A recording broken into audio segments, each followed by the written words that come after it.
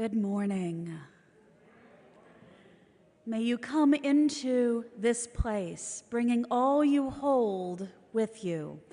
Though your heart may be heavily burdened, whether you be on the brink of tears or burn with unquenchable rage, this community can hold you and your strongest emotions.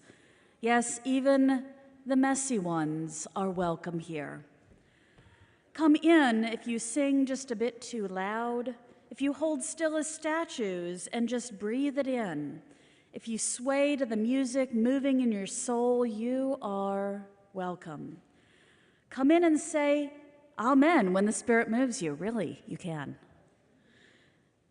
Or close your eyes and quietly let your mind float free on the words. Come into this place with every piece of yourself gathered up. And let us be the church incarnate. Let us bring forth the spirit of all we love by the words of our mouths and the doing of our hands as we make sacred this time together. And before Katya shares this fabulous prelude, a disclaimer. I so enjoyed it last time I heard of her play it on the organ that I asked her for an encore of it. So this is, by my request, Bach's Toccata in D minor.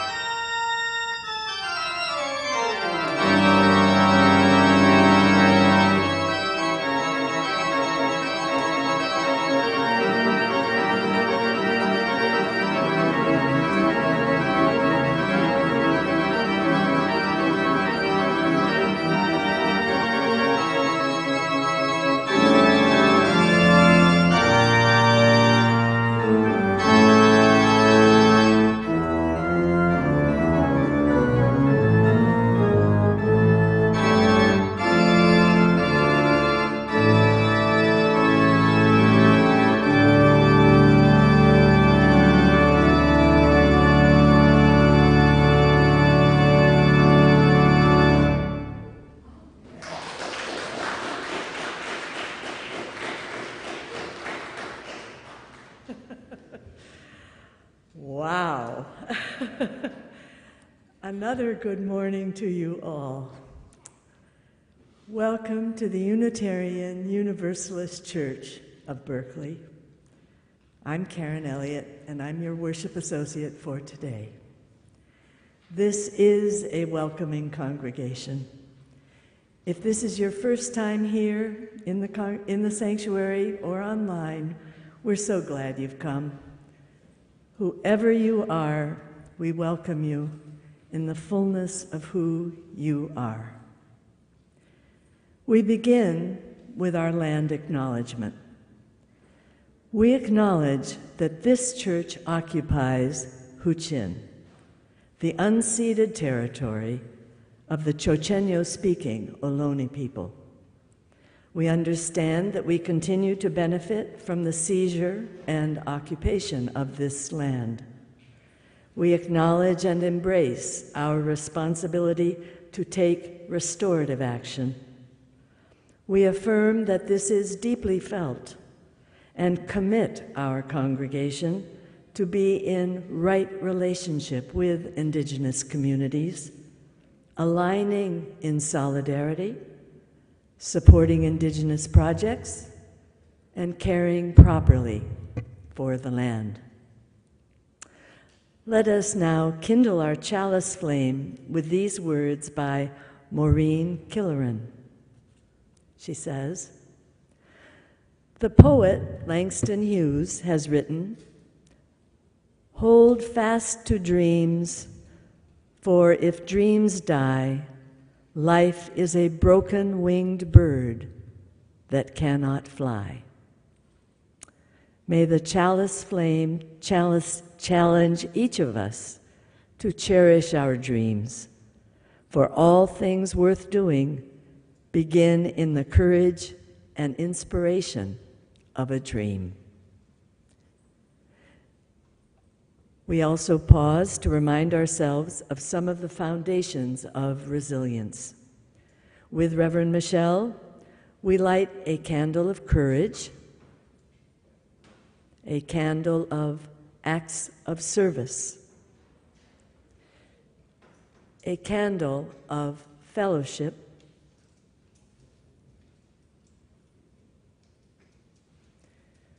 and a candle of hope. May we each find and cultivate these foundations of resilience in ourselves and in one another. And now, please rise in body or spirit as you are able and join in singing our opening song, "Morning Has Come." The words will be on screen.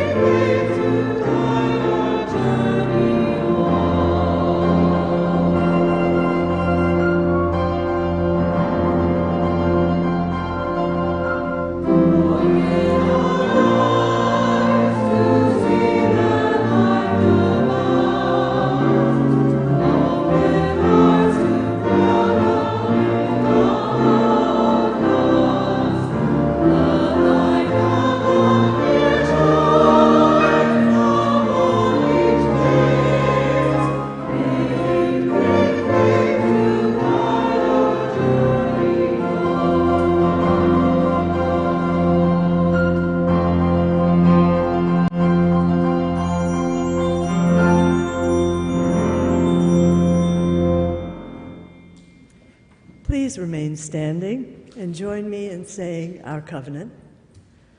Love guides this church. The quest for truth and justice is its common purpose.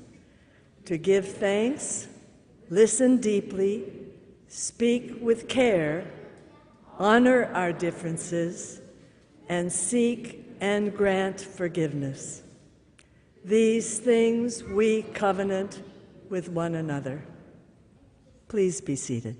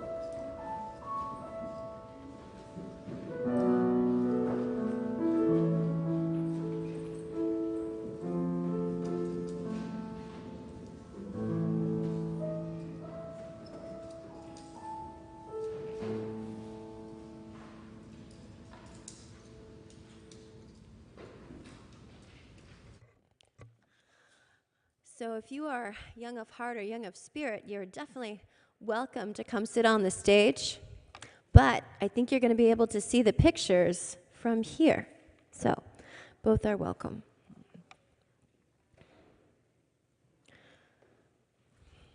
Have you ever watched a seed grow? Have you ever noticed how it begins? So small, so still, so quiet, like a gift wanting to be opened. and how slowly it wakes up, begins to unfold, growing into something larger and larger and larger, then you know that whatever comes from a seed usually ends up looking very little like the seed it came from, which is also true of the very first seed. Once, long, long ago, way back before the beginning, so long ago, there was no such thing as time, because there was no one there to count it. Everywhere was a huge, mysterious place, like something waiting to happen. There were no stars, no sun or moon. There was no place like Earth, not a drop of water, or a single tree, or rock, or flower, and no living beings anywhere. But in that deep waiting space was hidden the tiniest point of something no bigger than a seed. It was not a flower seed. It was not an elm tree seed. It was not a seed of corn. Although all those things were included in the seed. You might call it an everything seed, because that is what it became. No one knows where that first seed came from, or how it was planted, or how it knew, in the way that only seeds seem to know, how long to wait for just the right moment to sprout and grow. But all at once, this tiny seed, cradled and nourished in the rich soil of space, woke up, broke open, and began to unfold, unfolding, unfolding, and blossoming forth into an enormous blazing ball of bright light, like a great-grandmother's son. And the universe was born. Out fluttered the galaxies like a storm of snowflakes swirling and gathering into the brightest, most blindingly beautiful clouds of stars. And out of those star clouds whirled our own star, the one we call the sun, and our earth, and the moon, and all the round spinning planets we have learned how to name. And this is the secret of that tiny seed. You and I were there in the very beginning, just as the idea for each leaf on a big oak tree lies hidden inside an acorn. We were there with all the stars and planets, all the rocks and oceans, plants and animals and people. Everything that is now, ever was, or ever will be, was inside that first tiny seed.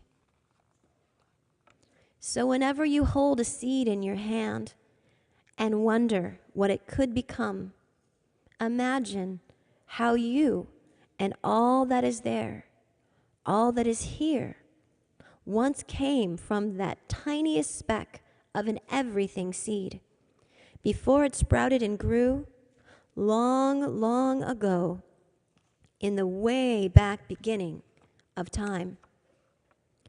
Now, if this were an ordinary story, it would end right here. But this story of the universe keeps unfolding. What once began in a blazing blossom of light continues every day. New stars sprout open in the deep soil of space. New planets and animals appear on the earth. Seeds of many kinds are scattered all over the earth to help us to remember. And new people are born every day with the spark of that first light, still alive and burning deep inside, waiting, like the everything seed, to shine in ways that are yet to be known.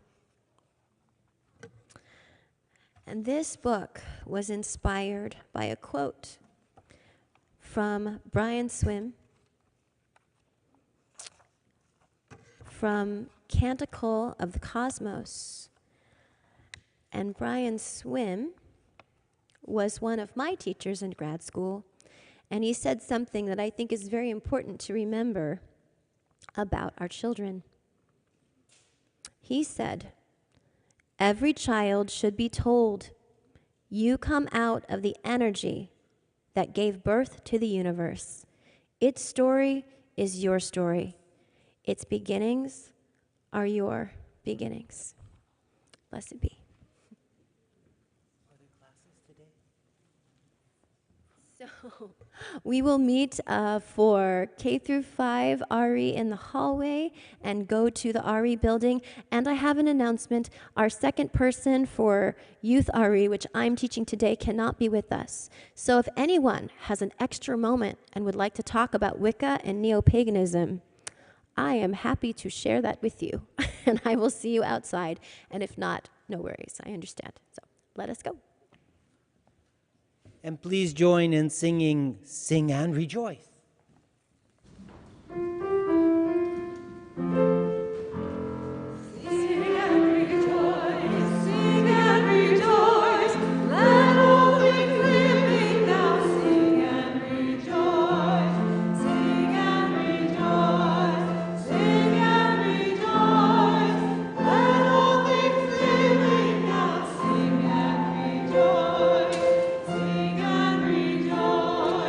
Sing and rejoice, let all things living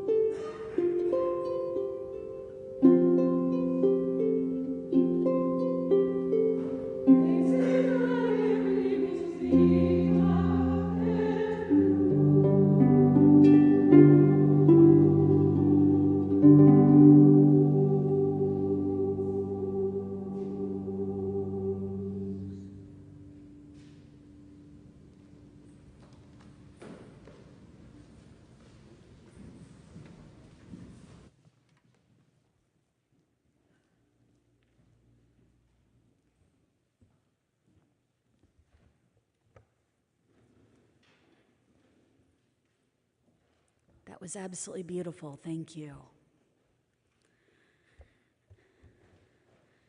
This Memorial Day weekend, we pause for a moment to remember. We remember all those who died in our wars.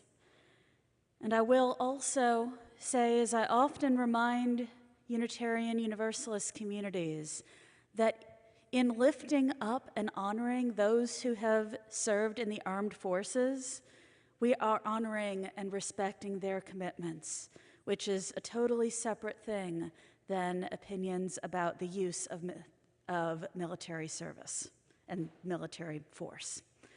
So therefore, let us center for this time of remembering and honoring those who served and who died. We remember all those who died in our wars for Memorial Day. We remember the 625,000 who died in the Civil War, in the U.S. Civil War. We remember the 116,516 who died in World War I. We remember the 406,000 U.S. soldiers who died in World War II, the 54,246 who died in the Korean War, the 58,220 in the Vietnam War, 1,562 in the First Iraq War, 2,345 in Afghanistan, 4,486 in the Second Iraq War. We remember the thousands of soldiers who have struggled with depression and the stress of trauma after leaving the armed forces. Today, I especially lift up the 17,000 Ukrainian soldiers who have died so far in Ukraine's ongoing conflict with Russia. Their lives are precious, as is their commitment and sacrifice for their country. I now invite you to speak into this space the names of your beloved ones, fallen comrades, grandparents, mothers, fathers, siblings, spouses and partners, mentors and friends and children. I invite you to lift up those in your circles who died while giving their lives in service.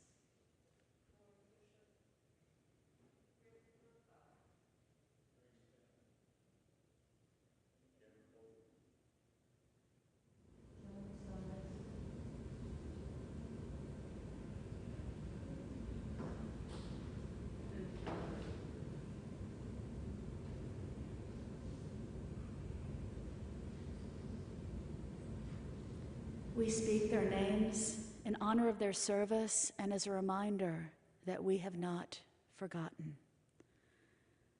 Please join with me now in the spirit of prayer.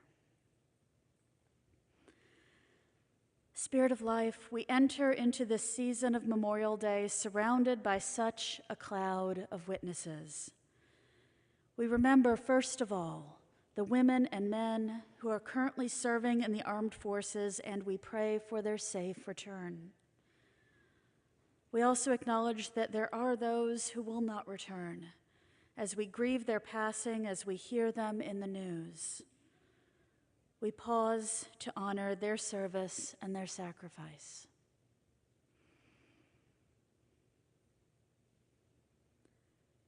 We also pause to give thanks for all of those who have served in any nation's armed services. Those who have not served cannot fully imagine the experience of war, but we do know war's aftermath and the toll it can take on the human heart. This day remembers and acknowledges loss, and so do we remember those whom we have loved and lost.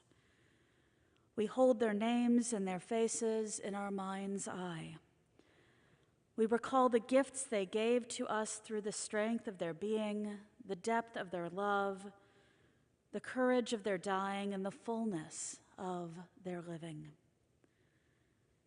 In the holy quiet of this hour, their names surround us, and they live with us in blessed memory.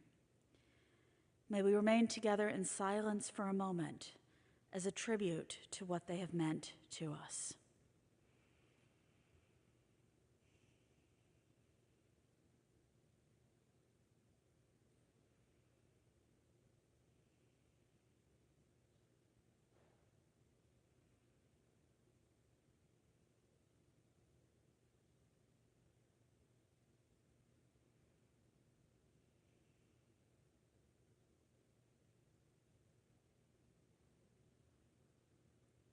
Amen, and blessed be. Please remain seated to join in our meditative song filled with loving kindness. The words will be on screen.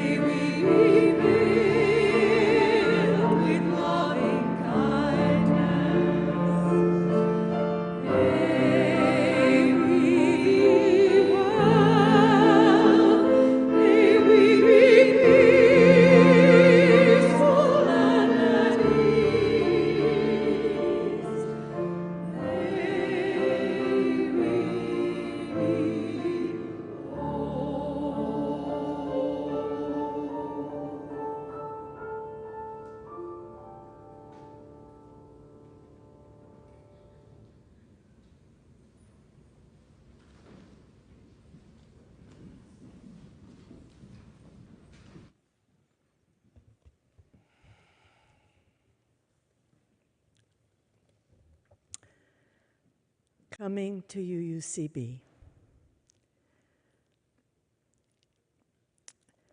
A beginning can be an expansion as much as a brand new start. I'd been aware of UUCB for years, but my spiritual quest first took me to an unusual, black-led, small Pentecostal church in Oakland. I found that it deeply nourished my spirit. With the election of 2016, however, I found I needed something additional. The violent police reactivity I'd seen in the 60s had left me frightened of crowds and marches. And I needed to find an organized group of people to belong to in this new season, to march and demonstrate with. I needed support for the social justice work that I understood I needed to do, but was frightened to do alone. In addition, nearing retirement, I wanted to meet more people, find a community. So spring found me here one Sunday. I heard that wonderful sentence, "We welcome you in the fullness of who you are." I was still bruised from my divorce, and those words were like balm. And the covenant. After the service, I walked from table to table by myself, gathering pamphlets. Knowing that I already belonged to a church gave me an identity that made me bolder, but I still did not venture into the social hall. Not for months, actually. It was too daunting to walk all the way across that room to look for the coffee. We still had a 9:30 a.m. service then, and for a while this worked. I could attend, hear the sermon, meet a few hardy souls, and then race across town to get to my other church. But eventually it didn't work. I would have to choose in some way. Although I wanted what UUCB had to offer, the social justice emphasis, the chalice circles, Reverend Kristen's sermons that integrated social justice and faith, the music team's music, the Mozart Requiem blew me away. I did not want to give up, could not give up, the devotional nourishment I received at my black church. There I could sing and pray and move with the Spirit, and it was an essential part of me. So one Sunday, hesitantly, I approached my dear mentor there, Bishop Annie Green, to say that my UUCB activities were becoming very meaningful to me, but that I did not want to be disloyal or abandon the church that meant so much to me and that was giving me so much. She looked at me and said, "God is sending you to that church, Karen. Be obedient to God and go. You have a role there." She added, "I've found that our church is a hospital for the soul. Souls come, and when they are healed, they often move on. So, go with our blessing." And so, with a relieved heart and gladness, I began my new rhythm of 3 Sundays a month at UUCB and 1 Sunday at the City of the Lord Zion. I am always so glad to see them. I am always so glad to be here. At UUCB, I've discovered new roles and activities I did not foresee, which are growing me, I hope, into a more mature person with friends I cherish, mentors I admire, work to accomplish, and challenges that truly humble me. Thank you.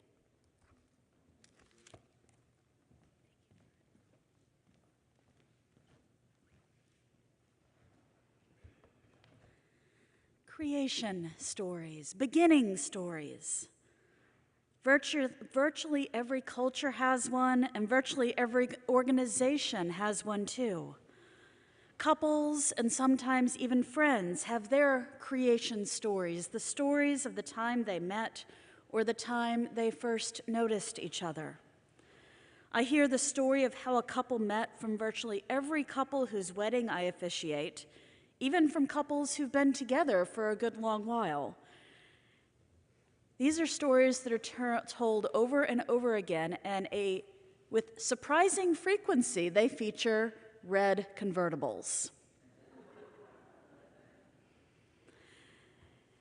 Anyways, stories, these beginning and creation stories, can be told over and over again. And often, folks will also tell the story of how they either found or joined a particular organization or a particular faith community, just like Karen so beautifully shared. Sometimes these tellings can be on the dramatic side, too. The Faithful Fools Street Ministry in San Francisco told its creation story at each and every street retreat that they hosted.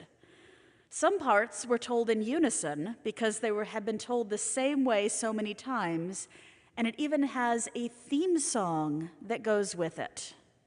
Cat Stevens' Morning Has Broken. Now, I grew up hearing the biblical creation story, which I'm saying now in the singular because that's how I grew up hearing it. I came from a Southern Baptist perspective with a little American Baptist and Pentecostal mixed in. I took that story at face value and simply assumed that it literally happened the way it said they happened. That just explained things.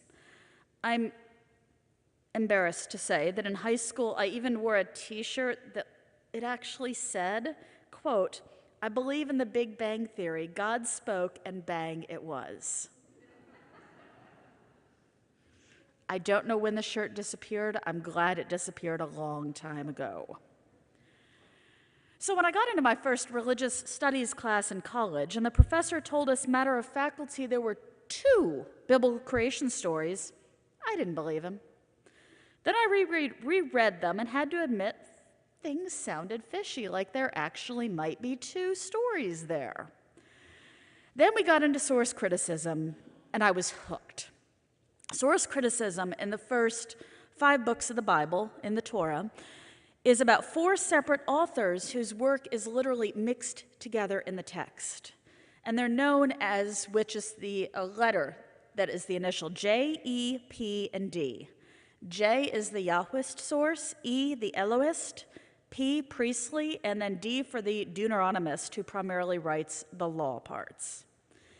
They all have different writing styles and even use different words for things. That's actually the source for the names for J and E. They use different Hebrew words when they're talking about God. Since the E source comes in a little bit later, we're looking at J and P for the creation stories. And aside from the content of the stories, that's literally the difference. They are written by totally different authors in totally different styles.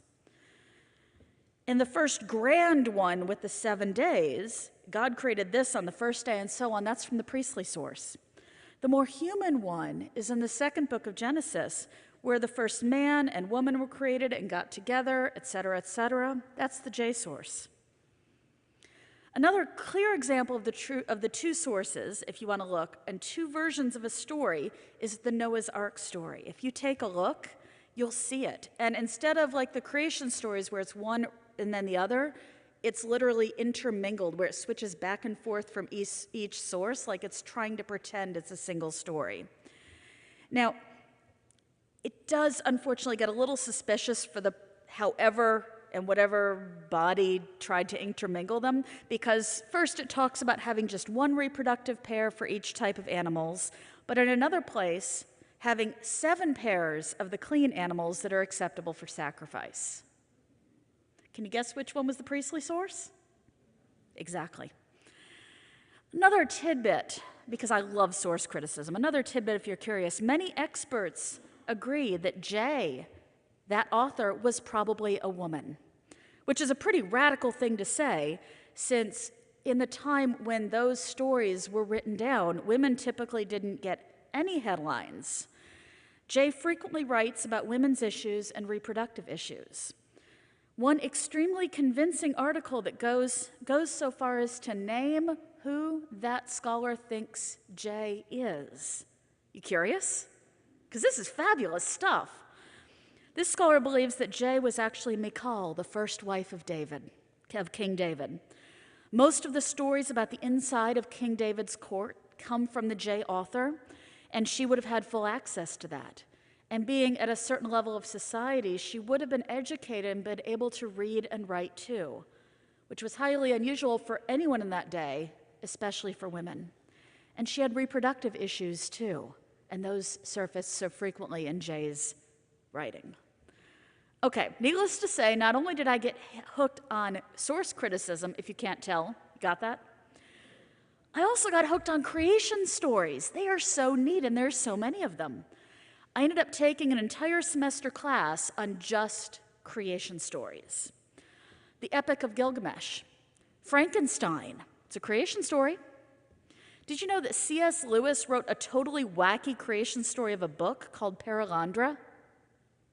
Yeah, it's really interesting and cool. You should check it out. Paralandra. It's about an island whose land literally rolls and moves like rolling water. There's a particular creation story that I immediately thought of when I was looking to talk to you all about creation stories. It's a Jewish Kabbalistic creation story that explains the idea of tikkun olam, the repair of the world. You may have heard the concept before, and it's one that Rabbi Michael Lerner, the famous or infamous Jewish teacher, scholar, I love Rabbi Lerner, that he's known for as well. So I'm going to tell you a particular rendition of this creation story written by Naomi Newman, based on Jewish mystic Rabbi Isaac Luria's theory of creation. So sit back, you ready? It's a really great story. And just let the images and metaphors and everything wash over you. In the beginning, before there were any beginnings or endings, there was no place that was not already God.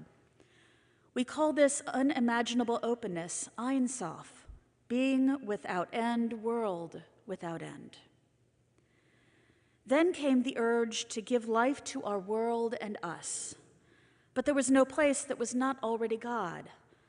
So Ein Sof breathed in to make room, like a father steps back so his child will walk to him. We call this withdrawing Tzimtzum. Into the emptiness, Ein Sof set vessels and began to fill them with divine light, like a mother places bowls in which to pour her delicious soup. We call these bowls Kalim. As the light poured forth, a perfect world was being created. Think of it, a world without greed and cruelty and violence. But then something happened. The Kalim shattered. No one knows why. Perhaps the bowls were too frail, perhaps the light too intense. Perhaps Ein Sof was learning. After all, no one makes perfect the first time. With the shattering of the bowls, the divine sparks flew everywhere. Some rushing back to Ein Sof, some falling, trapped in the broken shards to become our world and us. Though it is hard to believe, this perfect world is all around us, but broken into jagged pieces with jagged edges, like a puzzle thrown on the floor, the picture lost, each piece without meaning until someone puts them back together. We are that someone, the story continues. There is no one else. We are the ones who can find the pieces and remember how they fit together and rejoin them. We call this repair of the world tikkun olam. In every moment, with every act, we can heal our world and us. We are all holy sparks dulled by separation. But when we meet and talk and eat and make love, when we work and play and disagree with holiness in our eyes, seeing Ein Sof everywhere, our brokenness will end. Then our bowls will be strong enough to hold the light, and our light gentle enough to fill them. As we repair the world together, we will learn there is no place that is not God, no place that is not Ein Sof. Beautiful, isn't it? There are so many beautiful metaphors in the story, so many things that we can unpack. But first, let's just sit with the beauty and meaning of the entire thing, of this act of creation of perfect vessels into which Ein Sof pours Ein Sof's self. And the bowls, which I usually imagine as some form of glazed pottery bowls with all sorts of different colors on them. They shatter, but still contain these glowing divine sparks and become the world. And according to the story, according to Tikkun Olam, our work is that of healing the world, bringing the shards back together so that our glowing sparks can meet that of others. Gorgeous. And seeing the divine spark or the divine light, or however you conceive of it, in each one of us, that's an idea that's around in many, many different religious traditions, right here in Jewish mysticism and prominently in Quaker thought. The presence of the divine in each of us can be found in Christianity, in Judaism, in Hinduism, in earth-based traditions, and many more. We might also hear this light that connects us in Unitarian Universalism's seventh principle of the interconnected web which connects us all. I've always imagined when I visualize that web, I see it as a glowing yellow web. And I have a ball of yarn in my office thinking about throwing that yarn around a group and seeing those glowing lines connecting each of us. I love the mystery in this story. The fact that there's no reason stated for why the bowl shattered. It just happened. The story literally says no one knows why. We humans spend so much time trying to explain the world. And I'm right there with you, with a fairly scientific and curious mind.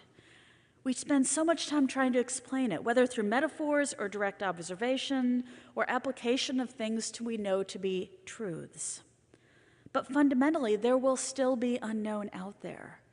We just saw the story of the everything seed, which was some combination of both science and poetry and image and beauty. But even the smartest, most forward-thinking scientists can only go back to a certain amount of time after the Big Bang. For all of the thinking, there is still unknown. And with the discoveries of the James Webb Space Telescope, yes, I know there are nerds out there who nerd out on that. They're even questioning other things that were thought to be truths about those early millions of years. There's still so much mystery, and there will be unknowns, I think, forevermore. Religion and theology admit this, science does too.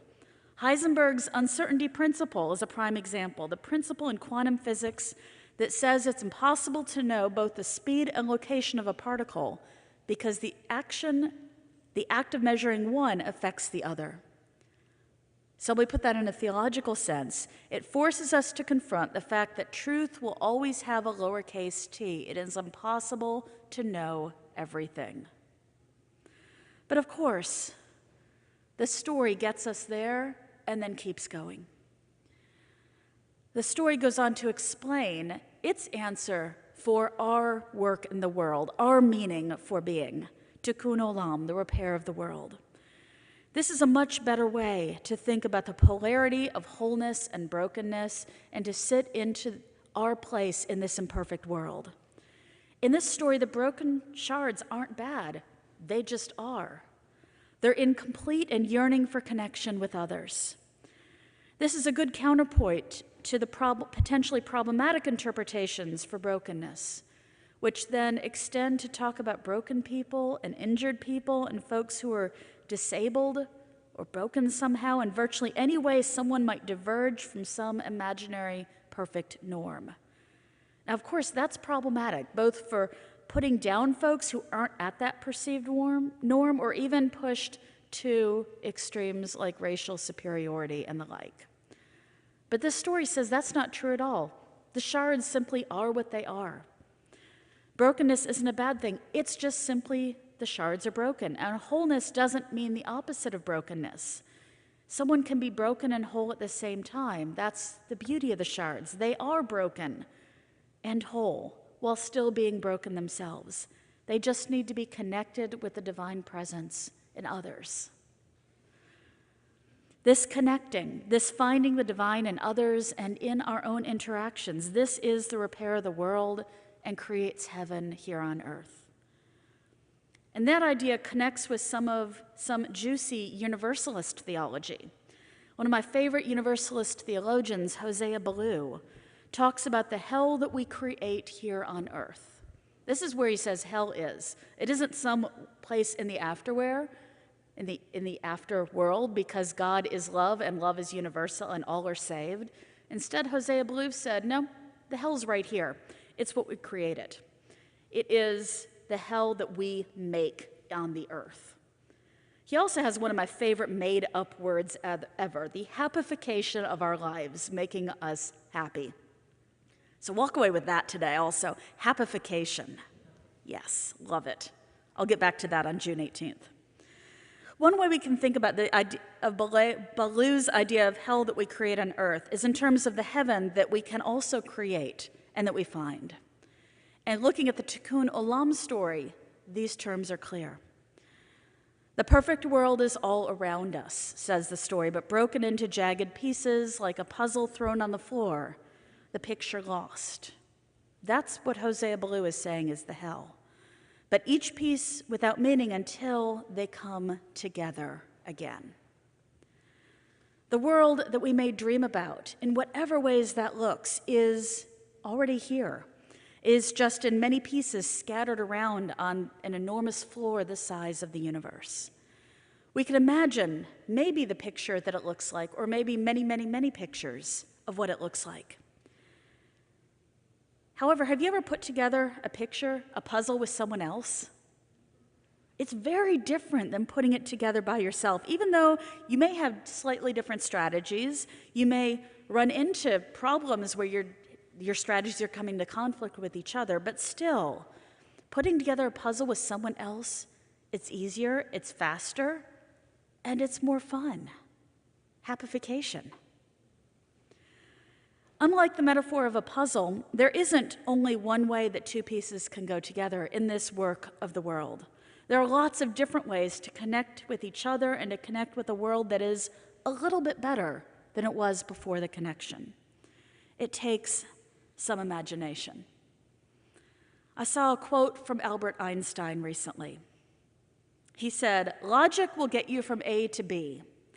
Imagination will take you everywhere." Fabulous, isn't it? Logic will get you from A to B. Imagination will take you everywhere.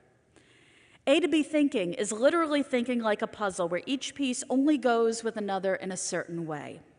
It's thinking there is one right way to do things, one right way things should be. We need more humility than that, and we need more imagination. We need dreams and imagination, sensitivity, passion, all of these that will help us feel the repairing of the world that is there for each of us to do in all the pictures that we'll make.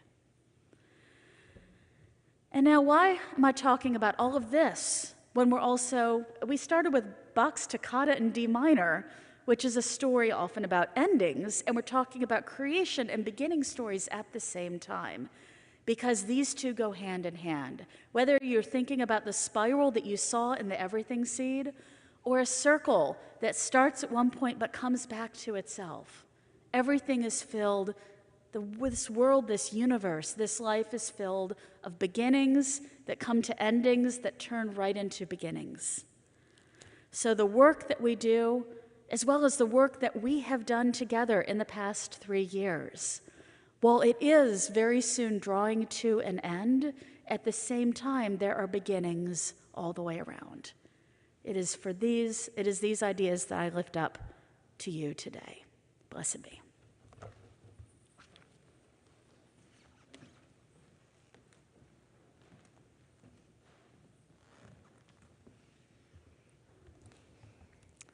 Such a powerful story. I invite you now into the spiritual practice of generosity. It's time for the offering. Instead of passing the plate, you can give electronically by scanning the QR code on the back of your badge, or you can put a cash or check donation into the donation envelope that you'll find in back of the pew in front of you. Write your name on it and mark either offering plate or pledge, and then put it into the donation box that you'll find in the atrium by the fountain. as you leave the service. Each week, half of the offering plate is shared with a nonprofit Good Neighbor organization that's been recommended by our wonderful, hardworking Social Justice Council. Thank you so much for practicing generosity with UUCB and our good neighbors through these years. Your offering of any value is always appreciated with gratitude. The good neighbor for this month is Yes, Nature to Neighborhoods. In partnership with Green, Growing Nature, Yes nurtures leaders who champion the well-being of our community. Their vision is for Richmond youth, adults, and families to lead healthy, connected lives, motivate change in their neighborhoods, and inspire a safe, thriving community. Thank you. Now for the offertory.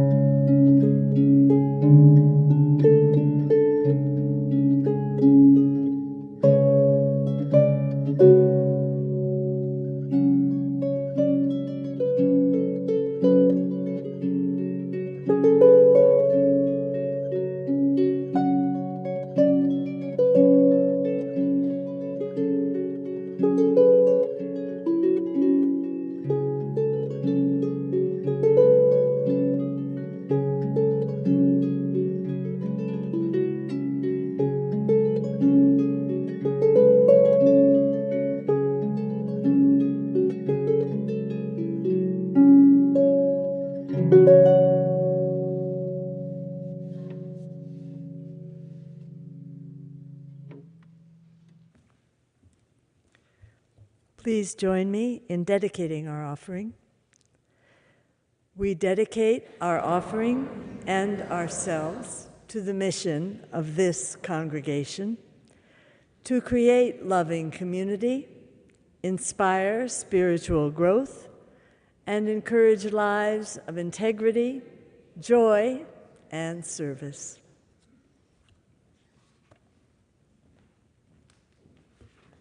All right, and we get to finish out the service with some announcements, of course.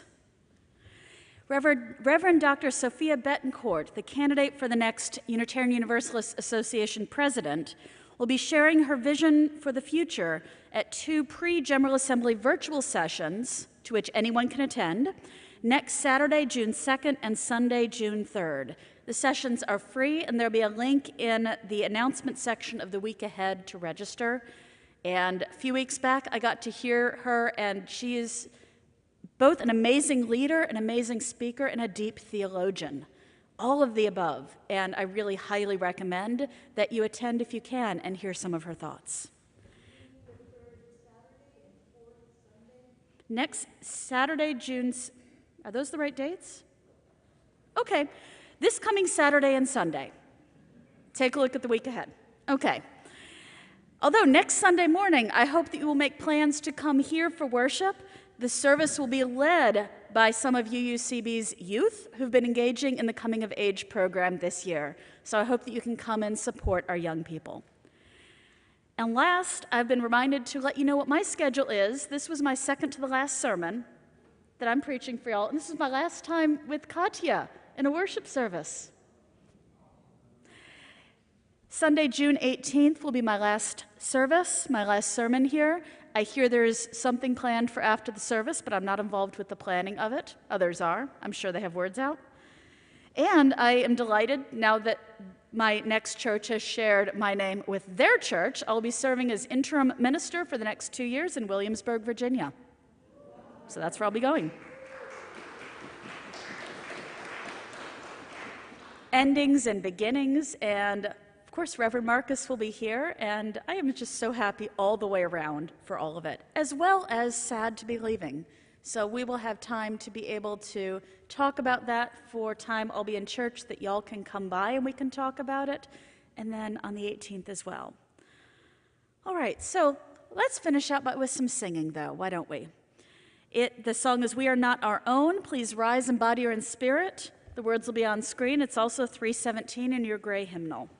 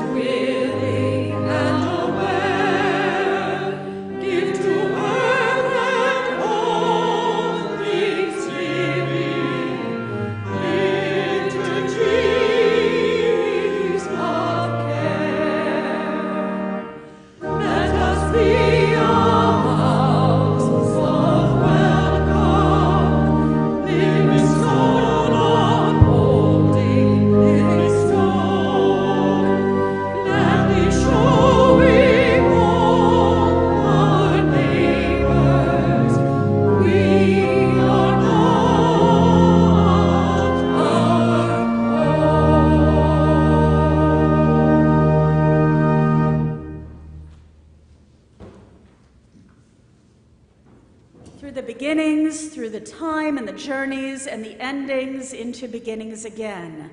We gather together, we connect, we look and see and find that divine spark in each one of us, and we keep journeying and working, making the world we dream about. Go now with peace, with love, with compassion, and remember, you're never all alone.